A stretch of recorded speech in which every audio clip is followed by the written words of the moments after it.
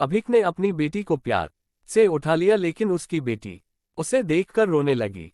लाओ मुझे दो बच्ची को, वह तुम्हें काफी दिनों बाद देख रही है ना, इसलिए पहचान नहीं पा रही होगी। कहते हुए दीदी ने बच्ची को अपने पास ले लिया। सभी टैक्सी में बैठकर अपने घर की तरफ रवाना हुए। अभिक अपने परिवार से मिलकर खुश था, लेकिन ये बात कि रूपा उसे एयरपोर्ट पर मिलने नहीं आई उसे काफी परेशान कर रही थी। वो सोचने लगा, क्या खाना बनाना इतना ज्यादा जरूरी था, मुझसे मिलने से भी ज्यादा, और वो भी तब जब मैं 6 साल बाद वापस आया हूँ। इन्हीं ख्यालों में घर तक का आधा रास्ता बीत गया। अब उसकी बच्ची उसे देखकर रो नहीं रही थी, इसलिए अभिक उसके साथ खेलने लगा।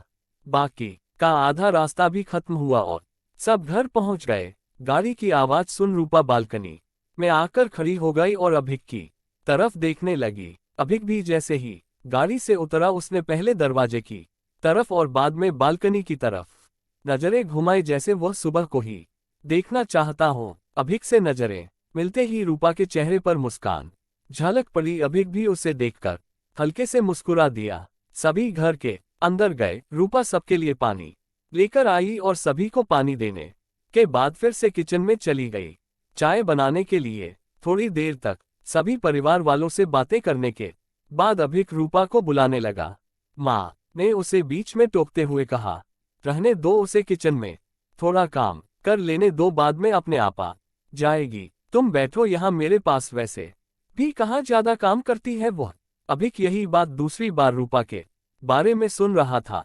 अब उसने सोचा कि मेरे परिवार वाले मुझसे झूठ थोड़ी बोलेंगे, हर दिन नहीं होता होगा उसको इतना काम, आज थोड़ा सा है करने देते हैं, मैं बाद में उससे बात कर लूंगा। अभिक अपने परिवार वालों से बातचीत में मगन हो गया। एक के बाद एक रिश्तेदार और पड़ोसी अभिक को मिलने आते रहे और रूपा को किचन से बाहर निकलने का समय ही नहीं मिला। सभी के लिए चाय बनाना, नाश्ता बनाना, यही करते करते शाम हो गई। शाम होते ही अकेली रूपा इस बड़े से परिवार का खाना बनाने में जुट गई।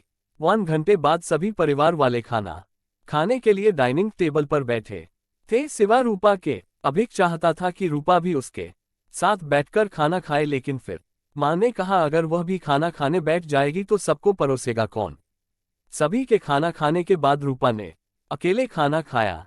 रात को सोने के वक्त अभिक और रूपा अच्छे से मिल पाए। अभिक रूपा के साथ काफी बातें करना चाहता था, लेकिन वह उसके चेहरे पर थकान और नींद अच्छे से देख सकता, इसलिए उसने रूपा को परेशान ना करने का फैसला किया और उसे सोने दिया।